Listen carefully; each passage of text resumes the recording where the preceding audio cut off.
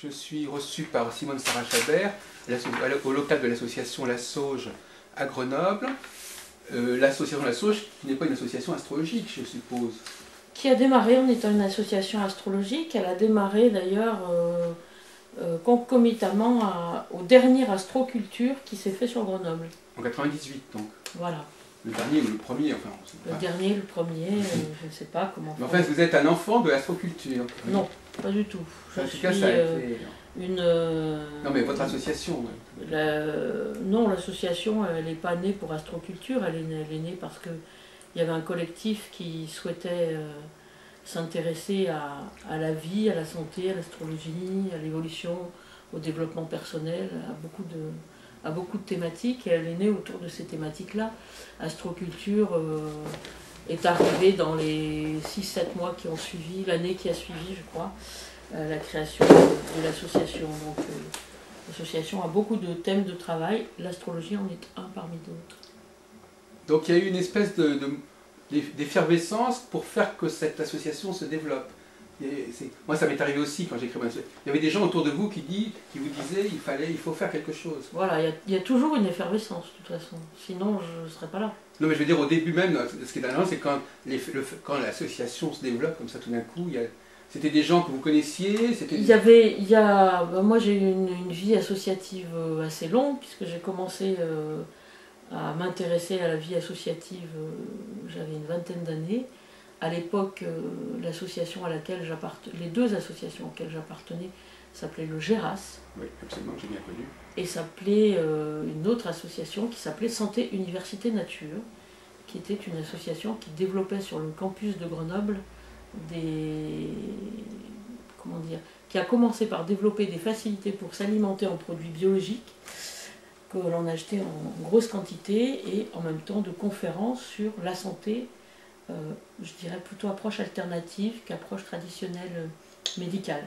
Et finalement, ces deux aspects, vous les avez poursuivis tous les deux, finalement. Tous les deux. Ils ne me quittent pas depuis 36 ans. Et comment ça s'articule, justement, ces deux branches? Ça s'articule simplement parce que je me suis formée à différentes techniques de soins, et que par rapport à toutes ces formations, l'astrologie était là en trame de fond, et peut-être en liant, je devrais dire, en matière liante. Oui. Mais, ah oui, c'est-à-dire que, par exemple, quelqu'un qui est dans le domaine de l'agriculture, quel rapport peut-il développer par rapport à l'astrologie? Elle a une place dans son travail? Est-ce qu'elle peut s'inscrire dans le travail dans la branche, justement, naturelle, si on peut dire? L'astrologie peut avoir une place? Je ne sais pas, vous avez l'air d'en douter. Il y a une vieille tradition de rapport entre l'agriculture et l'astrologie. Enfin, il y a une vieille tradition de rapport entre l'agriculture et les cycles de la Lune. Nous ne nous contentons que de ça. Mais il y a un rapport intime entre l'astrologie et l'agriculture en général, plus particulièrement dans le monde de l'agriculture aujourd'hui. Une agriculture, à mon avis, encore mal connue, en tous les cas en France, qui s'appelle l'agriculture biodynamique. Voilà. Dans lequel la part de l'astrologie est certaine, puisque là on ne s'occupe pas que de la Lune, mais de l'ensemble des planètes, puisqu'on traite avec différentes contraintes et obligations et différents matériaux en fonction des positions planétaires. Oui, donc là, il y en a vraiment l'ensemble des connaissances. Donc ce n'est plus une astrologie qui n'utilisait que certains éléments de l'astrologie, maintenant c'est toute l'astrologie qui est intégrée dans le système. Il y a beaucoup de cultivateurs en biodynamie qui sont au demeurant astrologues. Ben oui, finalement, oui. L'astrologie a apporté peut-être à raviver une notion de cycle, une notion de lien à l'énergie globale du monde, peut-être, simplement. Mais alors, je vous posais une question un peu naïve, ou un peu... ce surcroît de connaissances, ce fait que ce ne soit pas simplement quelques connaissances comme ça, assez générales, mais que ce soit vraiment des gens qui ont une formation astrologique, qu'est-ce que ça donne comme plus pour être un bon agriculteur, pour avoir de bons résultats? Ça, il faut demander à un agriculteur. Personnellement, je ne suis pas agriculteur, donc il faut demander à un agriculteur qui fait de la biodynamie. Moi, j'ai un jardin, je m'y intéresse en fonction de mon jardin, bien sûr. Je ne suis pas du tout à l'étape du rendement, loin s'en faut, et ça ne m'intéresse pas. Les cueillettes, par contre, que je fais sont toutes des cueillettes, comment dire, on pourrait dire biodynamiques, mais c'est un peu plus que ça, puisqu'elles tiennent compte d'une part de la signature planétaire de la plante, d'autre part de la partie de la plante récoltée. Donc forcément, le cycle de la Lune dans les constellations est majeur. Alors vous travaillez sur les constellations, est-ce que c'est une expression que vous utilisez ou c'est vraiment les constellations par Ah non, non, non, non, c'est pas une expression. Non, c'est vraiment les constellations. Donc vous faites l'astrologie sidérale. Il y a deux éléments voilà. qui se superposent en astrologie, les zodiacs tropicales et les zodiacs oui. sidérales.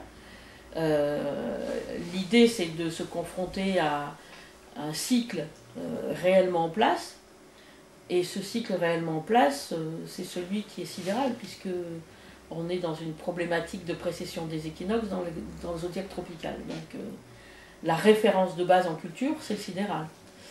Donc on peut utiliser différents outils, hein. Il y a le calendrier de Maria Thun, il y a le calendrier lunaire, il y a plein d'autres outils pour cultiver. L'idée est de cultiver en tenant compte d'une part du cycle de la Lune et peut-être d'autres cycles si on est susceptible, comment dire, de s'y référencer ou de s'y référer, si on a les compétences, connaissances. On peut utiliser Vénus, Mercure ou d'autres passages de planètes. Pour ce qui est en tous les cas du travail de la plante, mon travail, moi, il se fait toujours en biodynamie, et pour ce qui est plus spécifiquement du... comment dire ça? Ce qui est plus spécifiquement du... Ça me perturbe, hein, ce que vous faites, complètement. Excusez-moi. Donc je pense qu'on va arrêter, parce que si vous n'arrêtez pas de tourner, j'y arriverai pas. Bon, on va passer à la partie astrologique, donc, effectivement. Oui, j'aurais juste voulu finir là-dessus. Oui, allez-y, oui, de toute façon on fera un montage, il n'y a pas de problème. Donc l'autre partie tient compte au moment de la cueillette, de la signature planétaire de la plante, c'est-à-dire quelle est la planète qui a inscrit le plus d'énergie dans cette plante. Si c'est une plante vénusienne, on l'accueillera le vendredi. Si c'est une plante martienne, on l'accueillera le mardi. Et en l'occurrence, si c'est une plante vénusienne que l'on souhaite émolliente, adoucissante, ben on l'accueillera le vendredi à l'heure de Vénus. Si on la veut reminéralisante, on l'accueillera le vendredi à l'heure de Saturne, etc., etc. Donc on doit identifier la qualité planétaire de la plante pour déterminer comment on doit la traiter au niveau planétaire, en quelque sorte. C'est-à-dire que de toute tradition, il existe des référents planétaires pour chacune des plantes qui est associée à une des 7 premières planètes. Donc on travaille au niveau du septénaire et non pas au niveau de l'ensemble de ce qui est disponible aujourd'hui, puisque en fait j'allais dire entre guillemets référencement, il a commencé très tôt. On en a quelques traces écrites autour des travaux de Sainte-Hildegarde, puis de Paracelse, puis de Sédir. Mais cette astrologie-là, elle est, ce que vous venez de décrire, jour de la semaine, typologie des plantes, ce n'est pas une astrologie extrêmement sophistiquée, on est bien d'accord sur ce point-là. Elle est... Je ne sais pas ce qu'est une astrologie sophistiquée. Ce n'est pas les... Enfin, je veux dire, c'est une astrologie qui ne tient pas compte véritablement de la réalité du ciel, où j'ai mal compris. C'est une astrologie qui tient compte de la réalité du ciel jusqu'à Saturne. Oui, c'est ça. C'est une réalité qui prend en compte un ensemble de planètes qui a influencé les humains pendant des millions d'années, alors que les planètes et les éléments astrologiques utilisés aujourd'hui sont tout au plus récents, de 1700 et quelques. Prêchez aucun avec lui, moi je n'utilise pas les planètes au-delà de Saturne, donc il n'y a pas de souci de ce côté-là. Donc je ne dis pas que je ne les utilise pas, mais pour avoir enseigné quand même l'astrologie pendant plus de 20 ans, je me rends compte aujourd'hui que les gens qui pratiquent l'astrologie sont tout à fait capables d'interpréter des thèmes karmiques avec des éléments comme Chiron, comme la Lune noire, mais sont totalement incapables d'interpréter une position de Saturne ou une position de Vénus dans un thème, les aspects à Saturne, les aspects à Vénus, et les positions, et souvent d'ailleurs, confondent la position en signe et la position en maison. Donc ça pose question sur la pratique astrologique de base. Et je pense que sans être rétrograde, comme dirait comme pourrait dire un certain nombre de planètes, sans être rétrograde, il est nécessaire à un moment donné, pour l'étudiant, puis pour le pratiquant ensuite, d'avoir une maîtrise totale du septénaire. Quelqu'un qui n'a pas une maîtrise totale du septénaire, pour moi, n'est pas astrologue. Il est fantaisiste, peut-être, il s'amuse, peut-être, il s'enrichit, sans doute, intellectuellement, je le souhaite pour lui, mais il n'est pas astrologue. C'est-à-dire que moi, je pourrais résumer votre point de vue en disant, moi, je pense, je partage beaucoup de points de vue, que les gens aujourd'hui commencent par la fin. C'est-à-dire qu'effectivement, ils veulent d'abord apporter des éléments complémentaires alors qu'ils ne maîtrisent pas le socle. Donc effectivement, on va commencer à s'orienter à Uranus, Neptune, Pluton, alors qu'on ne maîtrise pas l'astrologie des 7 planètes. On va étudier le cas de l'individu, alors qu'on n'a pas décrit le climat général. Il y a toujours cette, on passe par-dessus, on saute les étapes, effectivement. Je pense qu'il y a des choses élémentales à connaître. Alors peut-être que malheureusement, elles sont mal enseignées dans l'astrologie aujourd'hui. j'ai l'avantage, moi, d'être passé par 2 enseignants. S'ils regardent l'émission, je les remercie tous les 2. Oui, bien sûr. Ils se reconnaîtront, Mijo Dafro et Éric Marié. Ce qui me semble... J'avais oublié cette Mijo Dafro. Ce qui me semble évident, c'est qu'on oublie que le septénaire est inscrit à l'intérieur du corps humain. Oui, il y a les chakras, par exemple. Non, c'était pas ça. Par exemple, les chakras. Que le septénaire, il est inscrit au niveau de l'ADN. Donc, notre ADN, c'est quand même ce qui nous distingue en tant qu'humain d'un autre humain, y compris d'entre jumeaux. La difficulté est un peu plus finaude pour aller fouiller dans l'ADN de jumeaux. Mais la structure de l'ADN, c'est en gros, pour simplifier, une échelle. Les barreaux de l'échelle sont faits par les bases de l'ADN, les 4 bases, et puis les montants de l'échelle sont faits par ce qu'on appelle des ponts disulfures, qui sont des structures ouvertes, qui accueillent des métaux. Bizarrement, les 7 métaux des 7 planètes, mais pas les métaux d'Uranus, pas les métaux de Pluton, pas les métaux de Neptune. Alors ça pose quand même des questions. Si ce septénaire est venu marquer notre corps, peut-être que dans 3 millions d'années, oui, voilà, ces planètes-là nous auront marqué. Aujourd'hui, on n'en est pas là. Voilà, vous dites que c'est quelque chose qui a imprégné depuis très longtemps l'humanité, et que ça peut pas, les nouveaux facteurs ne peuvent pas rivaliser avec cet héritage extrêmement ancien. C'est pas qu'ils ne peuvent pas rivaliser, ils peuvent compléter, ils peuvent peut-être affiner, mais en aucun cas se substituer à. Oui. Et puis en plus, ils ont peut-être... Oui, d'accord. Mais vous savez, moi je suis très content de vous entendre là-dessus. C'est un message qu'il faut faire passer, effectivement. Hein, bon, je pense que Denis Labouret a rejoint parfois certaines de vos idées là-dessus. L'astrologie indienne, par exemple, quand vous dites certaines choses sur l'astrologie, les Indiens n'utilisent pas au-delà de Saturne et ils utilisent des constellations. Donc, si vous voulez, quelque part, ils ont la même démarche. Moi, j'utilise les constellations pour la culture. Et oui. Pour tout ce qui est végétal. Maintenant, si j'interprète un thème, pendant très longtemps, j'ai interprété les thèmes anthropicales. Bon. D'onification très classique, Placidus. Et puis, il y a un moment, je me suis dit que c'était intéressant de travailler à interpréter des thèmes avec un double zodiaque. Donc, je me suis monté des doubles zodiaques, sidéral, tropical, précession des équinoxes sur les zodiaques, et de voir qu'est-ce qui changeait d'un zodiaque à l'autre. Bon, au bout d'un certain temps, à peu près 7 années, je me suis dit que j'arrivais à dire à peu près des choses intéressantes sur le tropical. Donc je me suis contentée du tropical. Ceci dit, quand certains cas médicaux se posent pour moi, puisque j'utilise plus pour soigner, ça m'arrive de remonter les thèmes sur un double zodiaque et de les remonter à la main. À l'ancienne. Mais là, j'ai une petite parenthèse méthodologique. Comment procède-t-on pour justement juger de la valeur respective de 2 systèmes, par exemple? Je ne sais pas, dans ce que vous pouvez interpréter d'un zodiaque tropical, ce qui est intéressant, c'est de se rendre compte ou d'estimer quelle est la réaction de la personne qu'on a en face de soi. Est-ce qu'on lui parle de quelqu'un qui lui cause ou est-ce qu'on lui parle d'un inconnu, quoi? Et donc là, vous êtes aperçu est-ce que c'est elle ou est-ce que c'est pas elle? Ah ouais, d'accord. Est-ce qu'elle s'y retrouve ou est-ce qu'elle s'y retrouve pas du tout? Bon, si elle s'y retrouve, le fait de parler en tropical a tout son intérêt. Si elle s'y retrouve pas du tout, il faut se poser la question. C'est le test de la consultation, en fait. Donc, l'épreuve, la mise à l'épreuve au niveau de la consultation. C'est une évidence, parce que si je travaille dans mon coin toute seule à interpréter plein de thèmes, y compris de personnalité, j'aurai jamais de feedback. Enfin, sauf si j'ai la personnalité en mon cabinet. Ce qui arrive de temps en temps, mais c'est pas si fréquemment que ça. Mais bon, moi j'ai plus des cas de gens qui sont malades, ont des gros soucis de santé et ne trouvent pas de solution. Aujourd'hui, en tous les cas, c'est plus ce type de personnes qui me consultent. Mais à partir du moment où on a interprété en tropical un thème,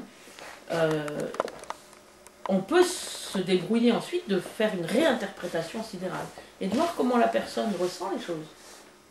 Si au final, on a à peu près la même réponse, c'est redondant. C'est un peu redondant. Donc, au bout de 7 années de monter les thèmes sur un double zodiaque, j'ai arrêté et je ne les monte sur un double zodiaque que quand j'ai des problématiques de santé un peu spécifiques, assez repérables d'ailleurs à l'avance, qui permettent de monter un thème sur un double zodiaque. Oui, je crois que Jung faisait ça, dans des cas très particuliers, il recourait à l'astrologie, mais c'était vraiment à l'extrémité. Alors moi je monte systématiquement le thème des patients. Je n'en parle pas forcément aux patients, mais je monte systématiquement le thème des patients. S'ils me demandent, je leur en parle. S'ils veulent faire un travail dessus, on en parle. Moi en tous les cas, c'est un guide. L'astrologie au bout de 36 ans, elle est devenue pour moi une matière fédérative. C'est-à-dire que tout ce que j'ai pu apprendre depuis, l'astrologie a été, comment on peut dire, le pont, le lien. Oui, le ciment.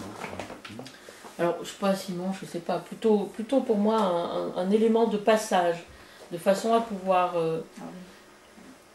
peut-être aller me balader dans les métaux et regarder la correspondance astrologique, peut-être aller me balader dans les couleurs, la chromothérapie, et me balader dans l'astrologie, ou la musique, les notes et les planètes, etc. Donc souvent le référentiel de base entre les techniques sont les planètes, très souvent. Parfois les signes, mais le plus souvent c'est les planètes. C'est pour ça que pour moi ce septénaire est si important. Oui, et en fin de compte j'allais vous dire que par exemple quand il s'agit des aspects, peu importe soit du sidéral ou du tropical, les aspects sont les mêmes. Oui, tout à fait.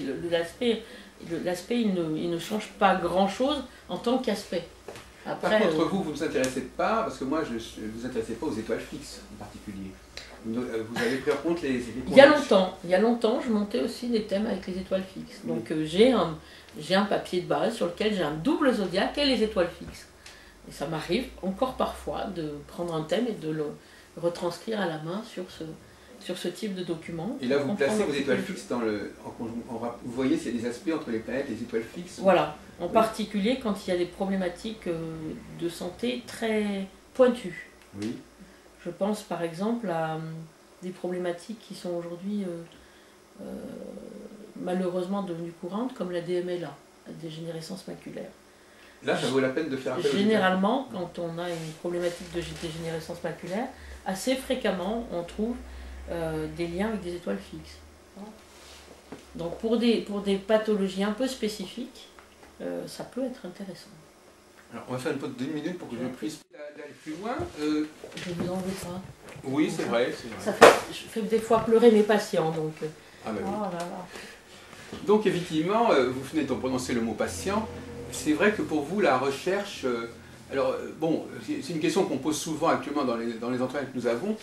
C'est justement le feedback du patient. Quelle est la... Alors évidemment, il y a 2 cas de figure. Il y a le cas de figure où vous avez un objectif à atteindre avec le patient, comme par exemple une guérison, et là effectivement on peut tester en quelque sorte l'efficacité du processus. Dans le domaine psychologique, c'est un petit peu plus délicat à capter le résultat. Donc comment vous analysez le feedback de tout ce que vous faites par rapport aux gens? À quel niveau vous attendez des résultats? À quel niveau vous attendez des confirmations? Alors, bizarrement, ça m'amène à parler d'un aspect qui est important. Bizarrement, en médecine, le médecin a une obligation de moyens et pas de résultats. Exact. Bizarrement, en astrologie, en médecine alternative, en médecine chinoise, en magnétisme, etc., le patient est dans l'attente d'un résultat.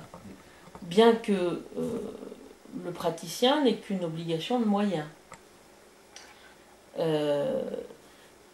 Donc il faut distinguer ça parce que c'est assez délicat en soi. Comment estimer le résultat? Bon, il y a une chose qui est très simple. On voit un patient une fois, on ne le revoit plus, le résultat il est très clair. Oui, ça c'est un test que je vois souvent. C'est un test intéressant. Oui. Bon. Ce qui est intéressant, c'est de voir dans sa clientèle combien on a de patients qui ne reviennent pas. C'est-à-dire quel est le pourcentage de patients qui viennent une fois puis plus jamais. Alors moi je peux peut-être toucher du bois, mais globalement, les gens, je les vois plus d'une fois. La plupart du temps. C'est rare quand je les vois une fois. Mais là, c'est la fréquence normale, serait quoi?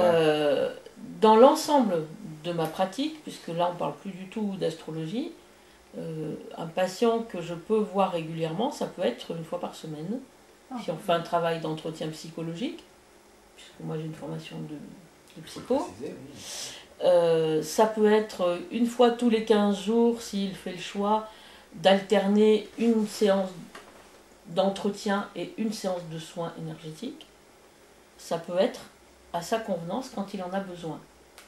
Mais suivant sa demande, il y a une proposition thérapeutique qui est faite. Oui, en fait, compte l'exemple que vous donnez, parce que l'exemple que vous donnez, quand vous dites qu'ils ne reviennent pas, bien qu'on leur ait proposé, si vous voulez. Non, je ne propose jamais aux patients de revenir. Donc c'est toujours ouvert, et c'est, par exemple, si la personne...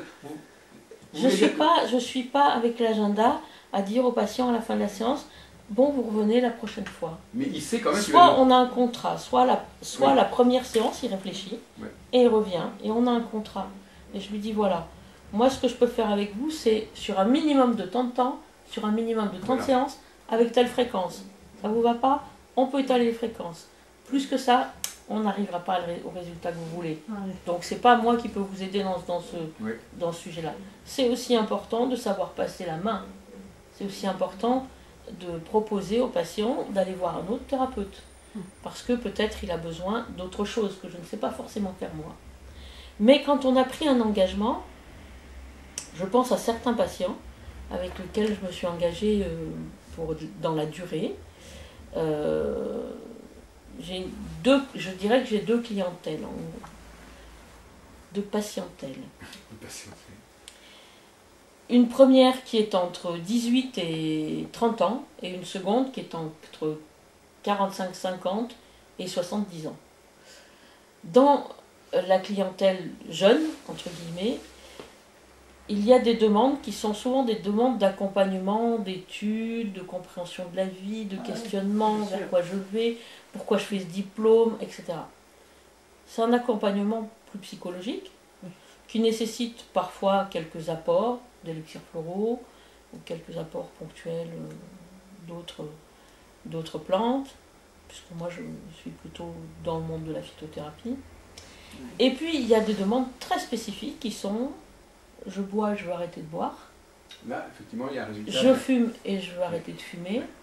Et quand je dis je fume, c'est pas que des cigarettes, ou je me drogue et je veux arrêter de me droguer. Donc là, il est bien évident que si on prend un contrat avec un patient, le résultat, c'est l'arrêt, qui est la première étape. Mais le résultat, c'est l'arrêt qui tient dans le temps. Ah, c'est ça, c'est important. Parce qu'un arrêt d'une fois, la continuité. Pour la personne qui arrête de fumer, beaucoup de gens arrêtent de fumer un certain nombre de fois avant d'y arriver définitivement. Quand on arrête l'alcool ou quand on arrête la drogue, l'idéal, c'est d'arrêter... que le jour où on arrête, ce soit la seule fois, qu'on ne reprenne pas. Ça complique beaucoup les choses sinon. Donc pour moi, c'est ça le résultat. C'est quand le patient vient ou m'envoie un texto que j'ai longtemps gardé sur mon portable, où il me dit j'ai oublié de vous dire, quand on s'est vu, que ça fait 2 ans que je suis abstinent. Merveilleux. Alors on revient quand même à excusez-moi, donc là quand vous parlez, vous ne parlez pas uniquement par rapport à l'astrologie, n'est-ce pas? Vous parlez par... Il y a quand même l'astrologie qui intervient dans votre traitement, quel qu'il soit. L'astrologie, elle est toujours là en trame de fond par rapport à l'étude globale de la personnalité. Elle peut être là aussi par rapport à la notion de cycle pour proposer une aide, un soutien, un traitement, entre guillemets, un accompagnement naturel avec des plantes ou avec des élixirs floraux, de proposer quelque chose à la personne en fonction des cycles planétaires, en fonction des transits, en fonction... Bien sûr, cet outil-là est présent dans ma consultation. Mais ça change pas mal de choses. Donc imaginez par exemple il est possible, vous disiez que quelque chose va être arrêté, il est possible qu'avec un nouveau transit, elle soit amenée à reprendre. Il peut y avoir une configuration astrale qui va redéclencher le processus qui avait été suspendu. Oui. Alors moi une phrase que j'aime bien et qui me vient d'un vieil astrologue décédé aujourd'hui, On peut dire son nom. que M. Mazur connaît sûrement, Le bar. un Annoncien que j'adorais, que j'ai considéré comme sans doute mon premier maître, Ah oui, ça doit être et il bizarre. était maître d'école, Oui, exactement. Donc vous savez qui c'est. et qui disait l'important c'est de faire mentir son thème. Ah, c'est pas mal ça. Et je pense que De tromper oui, son- bien sûr qu'il y a des cycles qui vont nous ramener vers des attitudes, ou qui auront tendance à nous ramener vers quelque chose. Mais ça veut dire qu'entre le moment où moi j'ai travaillé à une prise de conscience pour la personne, la prise de conscience n'est pas faite. C'est-à-dire que mon travail n'a pas tenu le coup. L'idée, pour ne pas retomber dans un cycle, c'est être passé à un autre niveau de ce cycle. Oui, Et le voir un peu du dessus, si je peux m'exprimer ainsi. oui. Ou d'ailleurs. C'est-à-dire ne plus d'être dans la trajectoire de, entre guillemets, subir, mais plutôt de se libérer d'eux. Et être dans l'astrologie à temps plein, c'est aussi une addiction. Oui. Donc se libérer d'une addiction, qu'elle soit du chocolat, du shit ou de l'alcool, c'est la même chose. Oui, mais enfin, attendez, je crois qu'il faudrait quand même distinguer.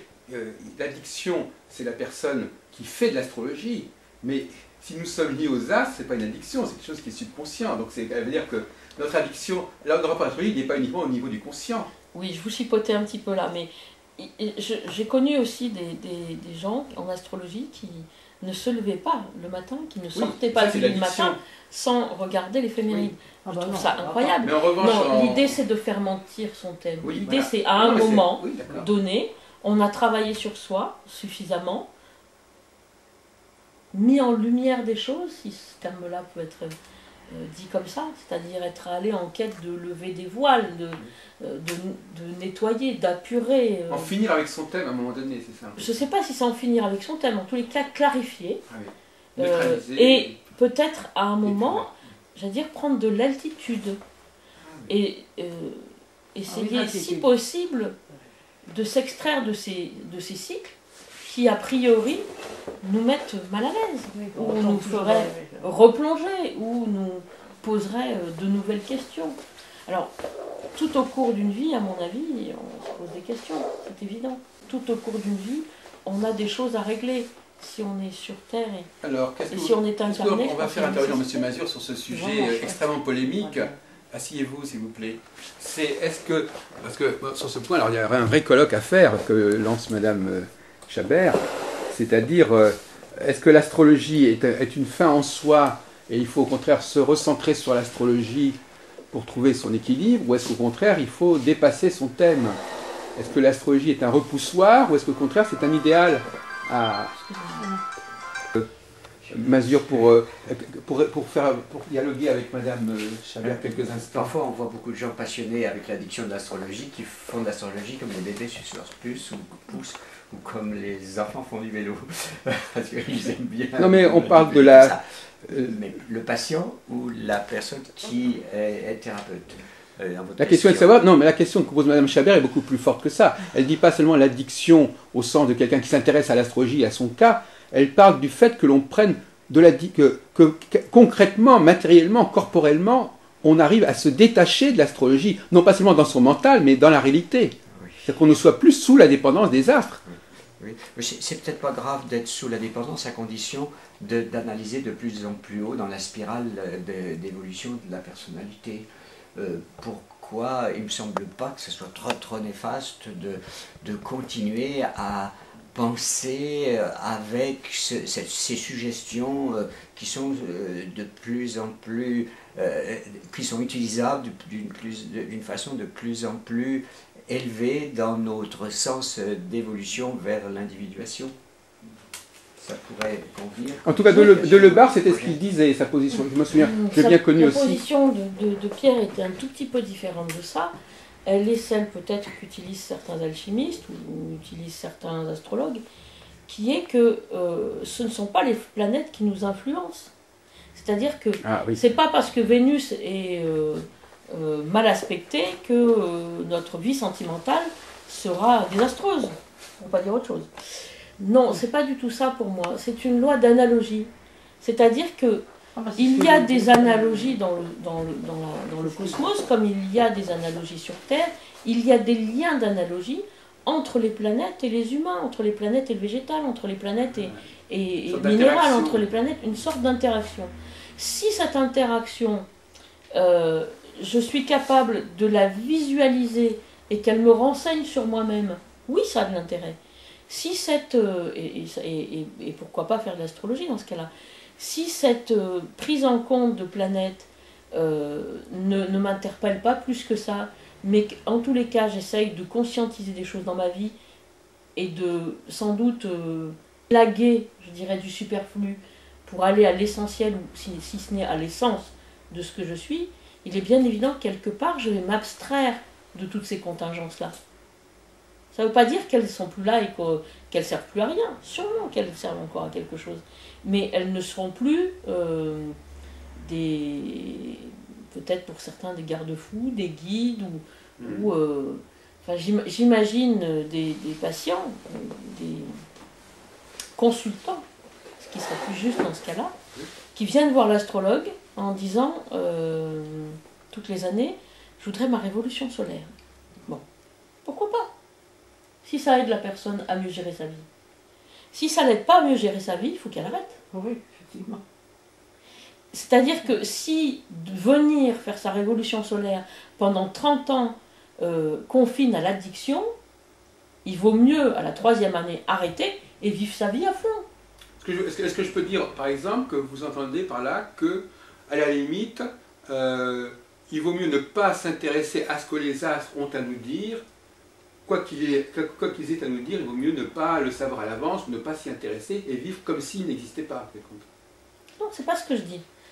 Je pense qu'il y a des personnes qui ont besoin de savoir. Je pense que le consultant qui fait faire son thème, qui vient faire sa révolution solaire, qui vient discuter régulièrement avec son astrologue, il a besoin de savoir. Mais est-ce que ça le rend plus libre? Oui, donc il pourrait effectivement s'en passer. Pour moi, l'important c'est qu'à un moment, l'individu se sente libre. Pour moi, le patient qui arrête de boire et qui me dit « vous ne pouvez pas savoir la joie que c'est, la façon dont je vois l'univers, ce que ça a changé pour moi », et de voir ce patient qui est arrivé la première fois tout recroquevillé, ne regardant pas en face de lui, s'ouvrir au monde et puis embrasser le monde. Vous avez des résultats. Oui, oui, il y a un changement. Alors, est-ce qu'il y a besoin de l'astrologie pour qu'il y ait ce changement? Je ne sais pas. Peut-être que pour certaines personnes, oui. En tous les cas, moi, dans le temps, l'astrologie n'est devenue qu'un outil. Voilà, c'est ça. Et un outil, je dirais, plutôt comme un outil fédérateur à d'autres matières. Oui. Et il m'a permis d'établir des ponts avec d'autres matières, que ce soit avec la médecine chinoise, que ce soit avec la phytothérapie, que ce soit avec l'aromathérapie, que ce soit avec le travail des minéraux, des élixirs minéraux, que ce soit avec les couleurs, que ce soit avec la musique. C'est interdisciplinaire, oui. Peut-être une autre matière aurait pu être ce centre. Moi, je suis tombée dans l'astrologie à 20 ans, donc voilà, elle est devenue cette matière-là pour moi. De toute façon, historiquement, c'est un fait. Historiquement, à un moment donné, l'astrologie était un peu présente dans tous les domaines. Elle avait laissé des traces dans tous les domaines. Bah, historiquement, même les notes de la musique, effectivement, comme vous dites, il y a 7 notes de la musique, c'est pas sans rapport avec les 7 planètes, par exemple. Oui, les 7 notes de la musique, déjà, elles ne sont pas sans rapport avec la couleur. Oui, Parce que parler de gamme chromatique, c'est quand même bizarre de parler d'une gamme chromatique alors que l'on parle de notes et non pas de couleur. Chromo, ça veut quand même dire la couleur. Donc, il y a un lien indirect, non dit, mais évident, entre les notes et entre les couleurs. Alors ensuite, on peut avoir le même lien entre les couleurs et les planètes, ou entre les planètes et l'arbre des séphirotes, ou entre les planètes et la signature végétale. C'est-à-dire que, si vous voulez, pour employer un peu mon vocabulaire, vous êtes dans la spatialité. C'est-à-dire qu'effectivement, vous vous intéressez plus aux liaisons qui peuvent exister entre différentes disciplines, qui se juxtaposent, qui sont côte à côte, que dans ce que j'appellerais le suivi cyclique d'un seul processus dont on verrait justement les différentes phases et qui pourrait passer par des transformations. C'est-à-dire qu'en fin de compte, et ça c'est ma typologie à moi, je pense qu'il y a des gens qui ont une démarche mentale spatiale, c'est-à-dire qui s'ouvrent énormément dans l'espace, au niveau des disciplines qui vont en connecter, et qui sont moins intéressés par le processus de la dialectique dans le temps. Ah, je suis intéressée par le processus de la dialectique dans le temps, parce que la plupart de mes patients, je les vois entre 3 et 7 ans. Donc forcément, je suis intéressée par la notion du temps. Forcément, donc, nous parler un peu Chronos intervient dans l'histoire. Donc vous pouvez nous parler un peu de quel rapport l'astrologie entretient chez vous avec le temps, au niveau par exemple des prévisions, au niveau des cycles, au niveau des phases, au niveau des changements, au niveau des retours. Voilà, donc au niveau des prévisions, je ne fais aucune prévision. C'est-à-dire, il m'arrive, à la demande d'anciens patients, de faire quelques révolutions solaires. Mais globalement, je ne fais pas de prévision. Si je dois voir quelque chose par rapport à une problématique, je vais la regarder dans le thème, pour moi. Je vais regarder les transits, quand le patient est là, je pourrais regarder les transits. Je pourrais avoir une bonne idée du thème progressé, je pourrais faire des comparaisons au natal. Mais le patient n'a pas de demande par rapport à ça. Oui. Pour moi, c'est un patient, c'est pas un consultant. Donc cette différence-là, ça s'est fait avec le temps, bien sûr. Pendant 15 années, j'ai eu des consultants. Puis à partir du moment où j'ai été connue pour le soin, j'ai plutôt eu des patients. Donc ce que je mets au service du patient, c'est une connaissance astrologique, mais dont il a, en gros, rien n'affiche, lui. Ce qu'il veut, c'est aller mieux. Que ce soit Saturne ou Jupiter, qu'est-ce qu'il s'en tape? Oui. Mais... Donc à un moment, il est bien évident que si c'est Saturne qui est en cause, et si je peux l'aider avec un minéral quelconque, ben, ce sera un minéral qui est lié à Saturne.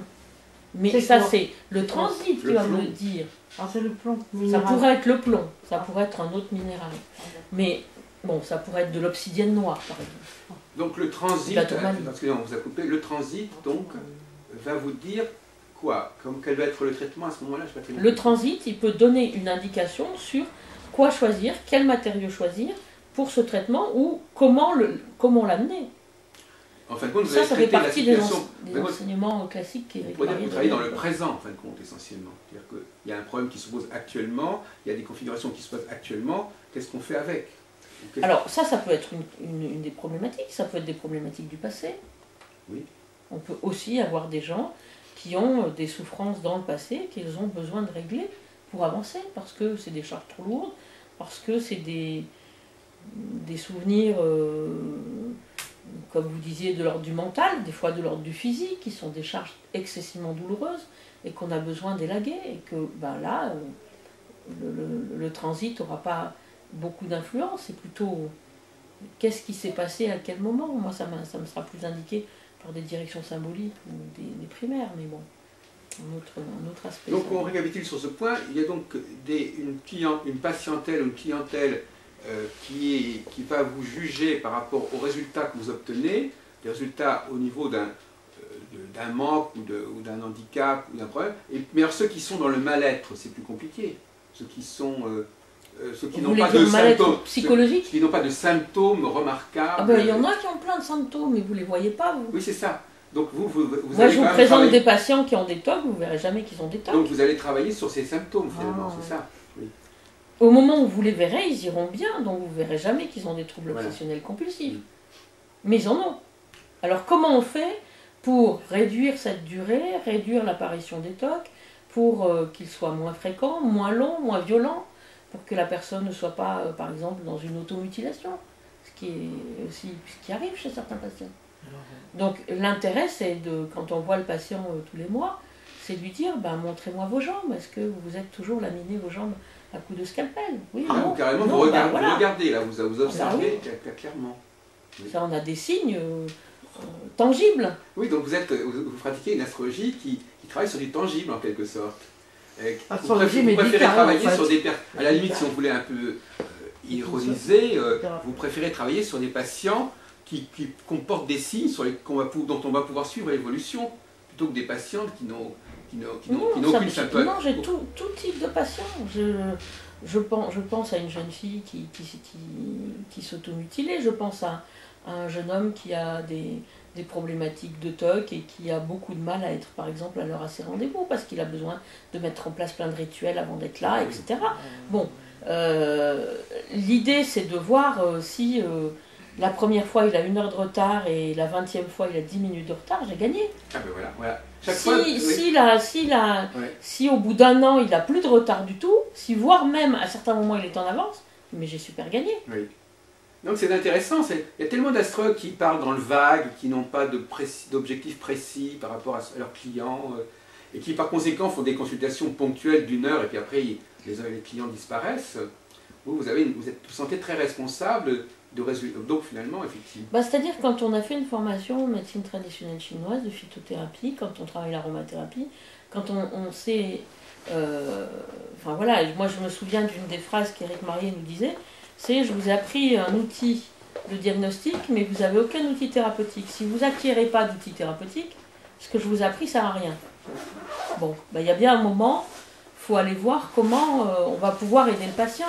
Et l'astrologie, elle est là pour faire un bilan, elle n'est pas là pour lui proposer une solution. L'astrologie, elle n'est pas en soi une solution. Elle n'est pas un remède en soi.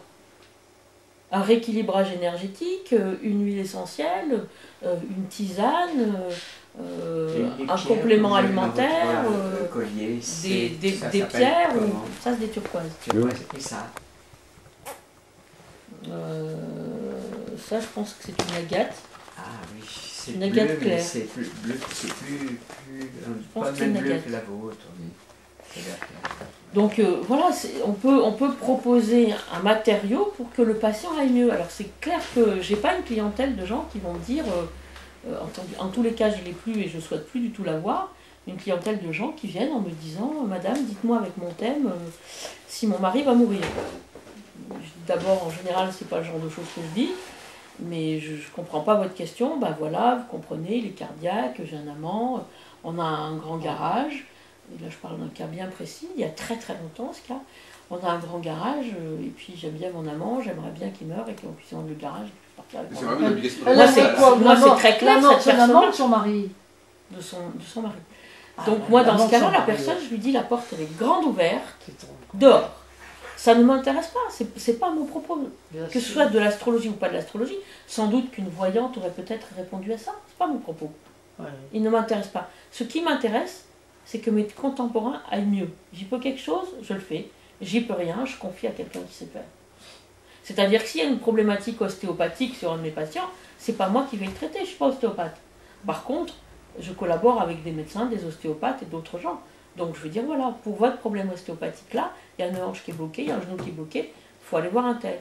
Vous avez un problème qui dure depuis très longtemps, vraisemblablement il y a une origine dentaire, allez faire un panoramique dentaire Ah, chez votre tout à fait, dentiste, c'est ce qu'on pense. amenez-le-moi, on en parlera et je vous proposerai des solutions. Le docteur Bayer, vous le connaissez? Bayer. De nom, mais pas plus que ça. Il a un site. Il parle de ça justement, des dents. Donc voilà, on a des gens qui ont une demande. Ouais. Et qui n'est pas forcément une demande astrologique de est-ce que je vais tomber amoureux demain?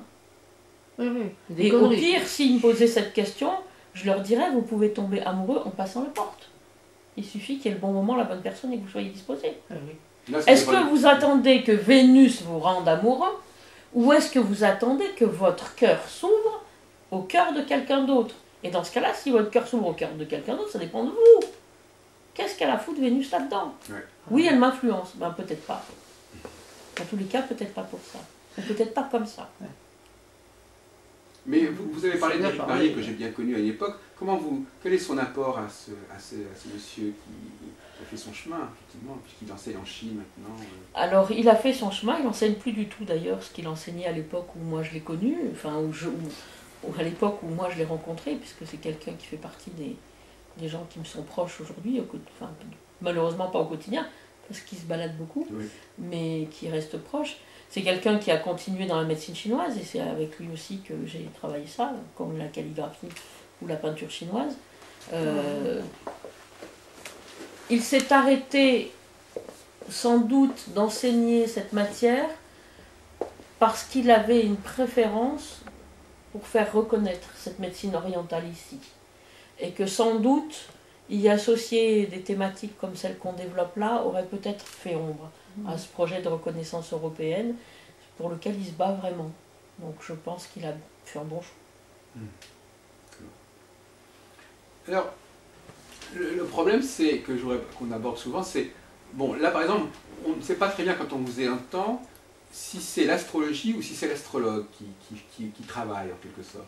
Parce que finalement, l'astrologue, c'est un peu l'interface. Alors, donc finalement, l'astrologue peut apporter énormément à l'astrologie, d'une certaine manière.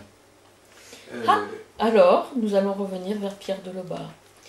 Pierre disait, vraiment, c'était un grand maître, hein. Oui.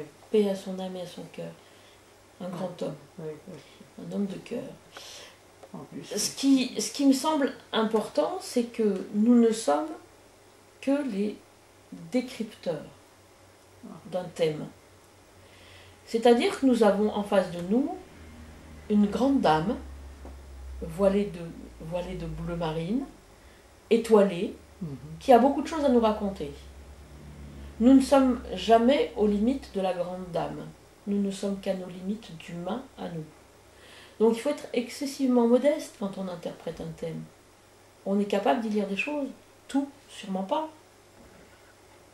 Il faudrait peut-être des milliers de vies pour être capable de faire le Alors, tour qu'est-ce de qu'il disait l'astrologie. Pierre de Lobar sur ce sujet-là? On n'est que l'interprétant. Et qu'en position d'interprétant, on se doit d'être d'une extrême humilité. On a une matière qui est d'une richesse, qui est bien au-delà de notre petit être. Bien On au-delà. pourrait inverser en disant que l'astrologue transcende l'astrologie, qu'il apporte à l'astrologie quelque chose qu'elle n'a pas. Oui, ça c'est très égotique comme vision à mon avis. L'astrologue, il est là pour interpréter un thème, une éresse, peu importe, et pour en tirer le meilleur. Mais il n'est qu'un outil, il n'est qu'une interface